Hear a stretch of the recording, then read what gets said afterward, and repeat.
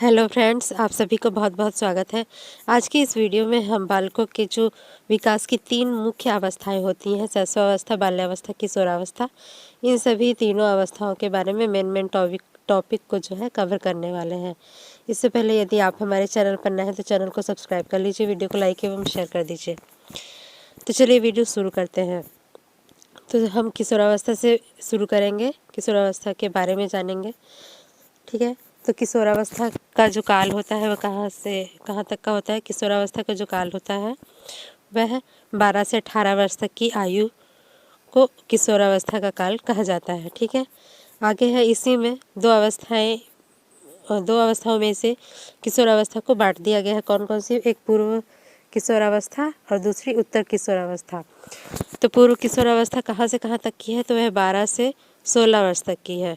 उसके बाद फिर उत्तर किशोरावस्था जो है वह 17 से 19 वर्ष तक की है। ठीक है, आगे देखते हैं। किशोरावस्था बड़े दबाव, तनाव, तूफान तथा संघर्ष की अवस्था है। ऐसा किसने कहा है? तो ऐसा कहा है स्टैनले हॉल जी ने।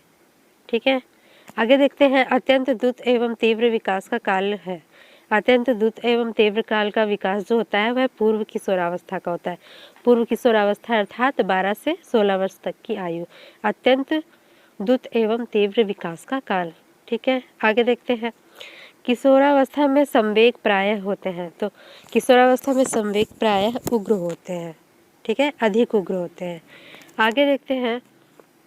किशोरावस्था में शिक्षा का क्या स्वरूप होना चाहिए? ठीक है, किशोरावस्था में शिक्षा का क्या स्वरूप होना चाहिए? तो किशोरावस्था में जीविकोपार्जन के उद्देश्य की पूर्ति के लिए शिक्षा दी जानी चाहिए। ठीक है, जीविकोपार्जन के उद्देश्य की पूर्ति के लिए शिक्षा, यही किशोरावस्था में शिक्षा का क्या होता है? मुख्य स्वरूप होना चाहिए, ताकि बच्चा किस क्षेत्र में जाना चाहता है, वह आगे चल के क्या करना चाहता है। ठीक है, इन सभी चीज़ों से यह संबंधित है। आगे देखते हैं। किशोर ही वर्तमान की शक्ति और भावी आशा को प्रस्तुत करता है। किशोर ही वर्तमान की शक्ति और भावी आशा को प्रस्तुत करता है, ऐसा कहा है क्रो एवं क्रोजी ने। ठीक है, आगे देखते हैं। इस बात पर कोई मतभेद नहीं है, इस बात पर कोई मतभेद नहीं हो सकता कि किशोरावस्था जीवन का सबसे कठिन काल है। ऐसा किसने कहा है? तो ऐसा E.A. किर्कपैट्रिक जी ने कहा है। E.A. किर्कपैट्रिक जी ने कहा है। आगे देखते हैं।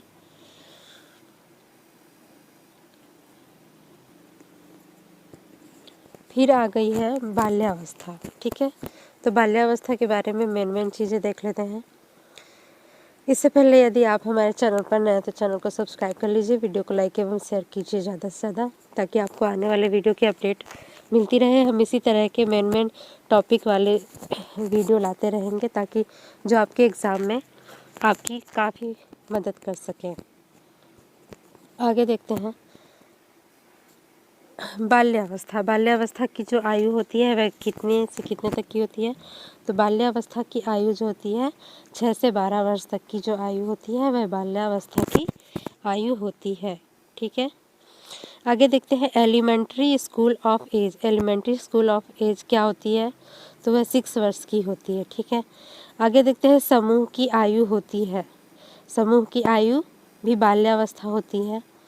आगे देखते हैं। इसे चुस्ती की आयु होती है, चुस्ती की आयु भी बाल्यावस्था होती है। समूह की आयु और चुस्ती की आयु बाल्यावस्था होती है। आगे देखते हैं। गंदी आयु होती है, तो गंदी आयु भी बाल्यावस्था होती है। ठीक है, ऐसा हम नहीं कह रहे हैं, ऐसा किताबें कहती हैं। आगे देखते हैं।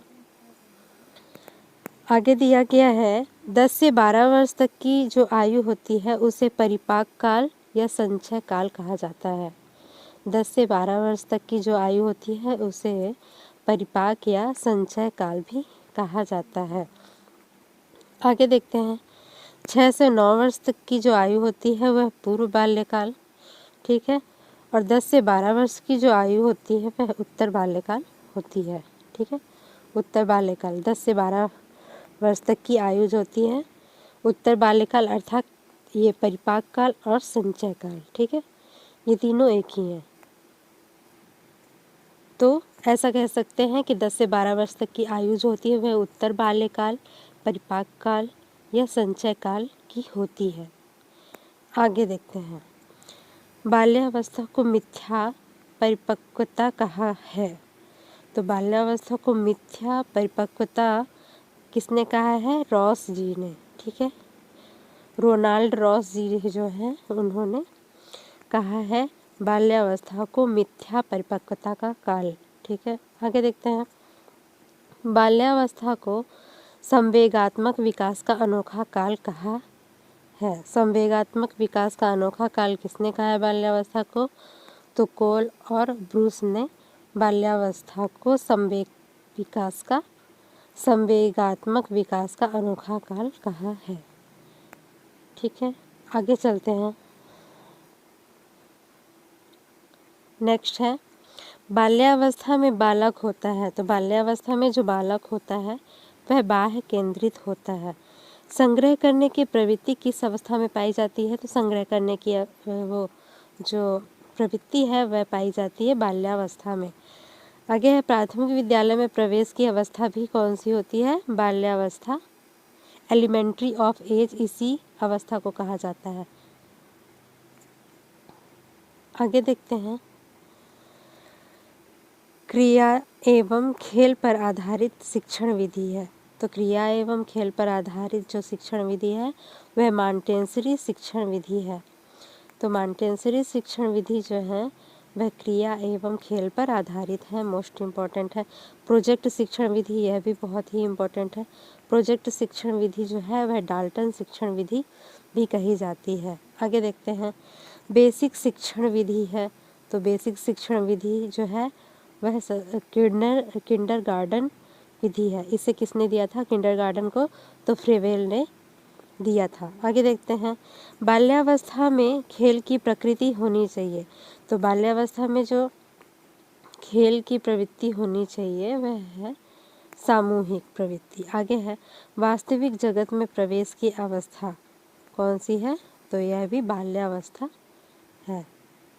बाल्यावस्था में बच्चा क्या करता है? धीरे धीरे वास्तविक जगत की वास्तविकता से क्या होने लगता है? परिचित होने लगता है, ठीक है। इसीलिए इसे क्या कहा गया है?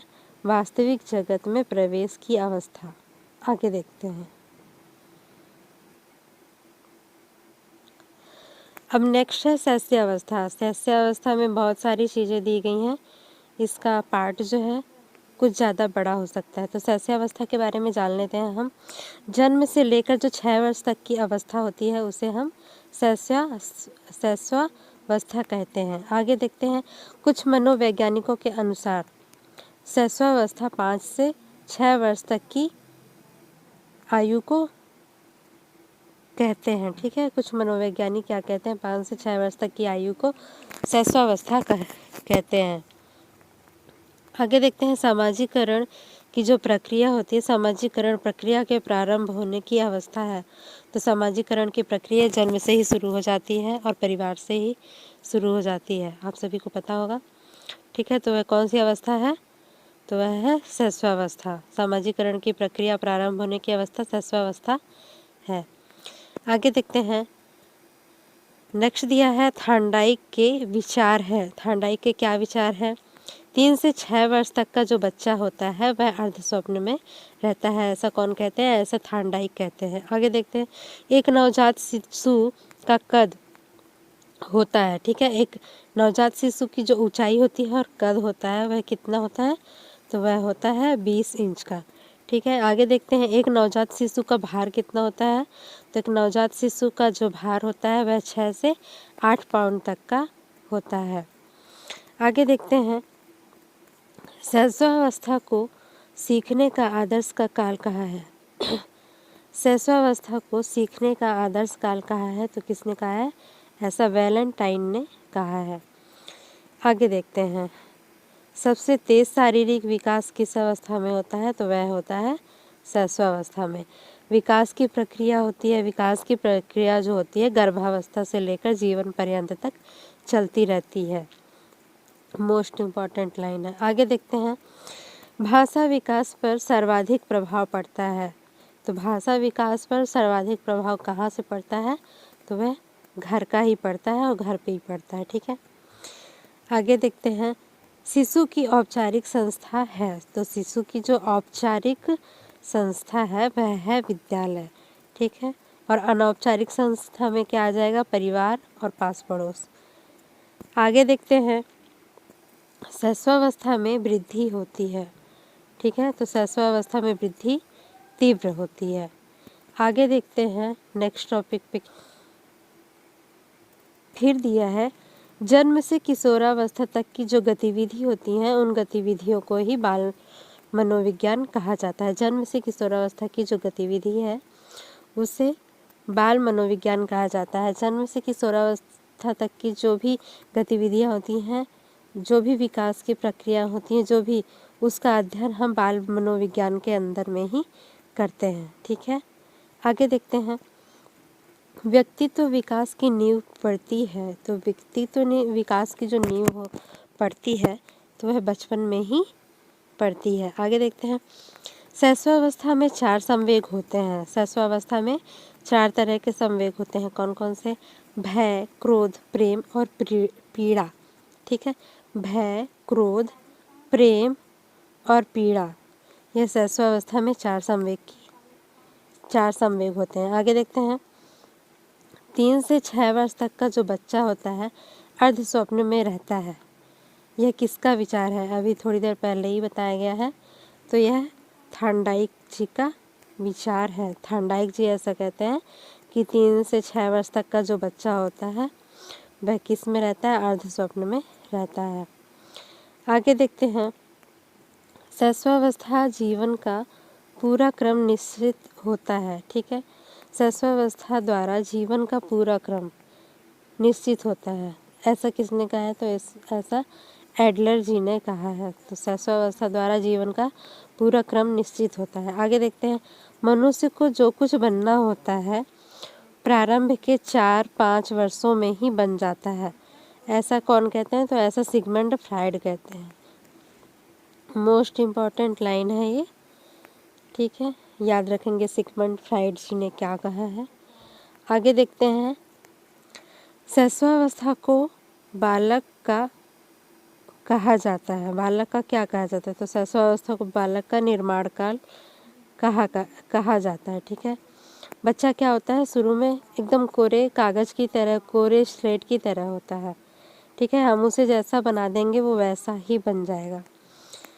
इसीलिए शैशवावस्था को ही बालक का निर्माण काल कहा गया है। आगे देखते हैं, दूध के दांत होते हैं।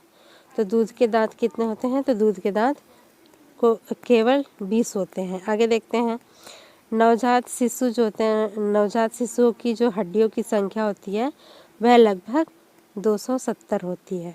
ठीक है, आगे देखते हैं,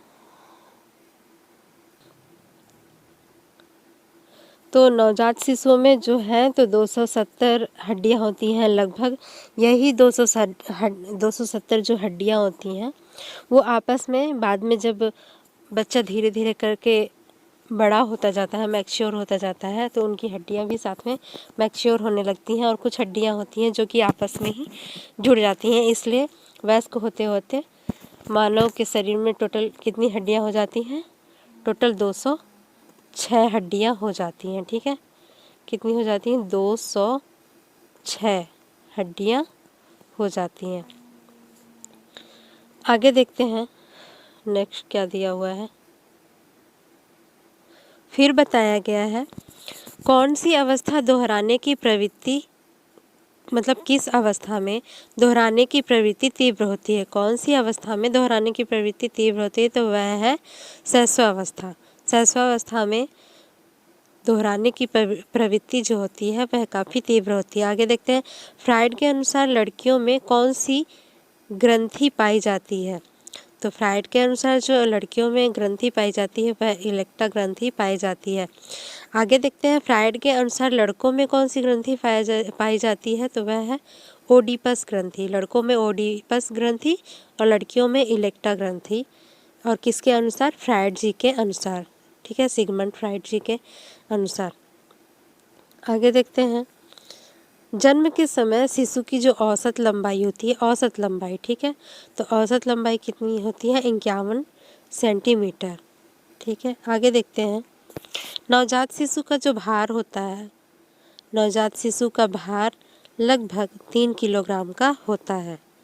आगे देखते हैं, कितने वर्ष में सभी दूध के दांत निकल आते हैं? तो यहाँ पर 1 वर्ष बताया है, लेकिन कभी कभी कुछ बच्चों में लेट भी दांत उगते हैं, ठीक है, तो आप कह सकते हैं 1 से 2 वर्ष में। कुछ बच्चों के तो 1 वर्ष तक में नहीं आते हैं, तो 1 से 2 वर्ष हम कह सकते हैं, ठीक है। आगे देखते हैं, वो आपके एग्ज़ाम में अगर क्वेश्चन पूछा जाता है तो उसमें ऑप्शन ऐसे ही दिया जाएगा, 1-2 वर्ष इस टाइप से, 1 से 2 वर्ष इस टाइप से, ठीक है, या मंथ दे दिया जाएगा 0 से 6 मंथ, तो 0 से 6 मंथ में तो नहीं आता है ना किसी के भी। आगे देखते हैं, स्वप्रेम की भावना का विकास होता है। तो स्वप्रेम की भावना मतलब स्वयं से प्रेम करने की जो भावना होती है वह बच्चों में शैशवावस्था में आ जाती है, ठीक है। और स्वयं की चीज़ों से प्रेम करने की जो भावना होती है शैशवावस्था में आ जाती है बच्चों में। आगे देखते हैं, जन्म के समय शिशु की जो धड़कन रहती है, तो शिशु की जो धड़कन रहती है वह अनियमित रहती है जन्म के समय पर। आगे देखते हैं, आगे दिया है, कितने वर्ष का बच्चा सार्थक शब्दों का प्रयोग करने लगता है?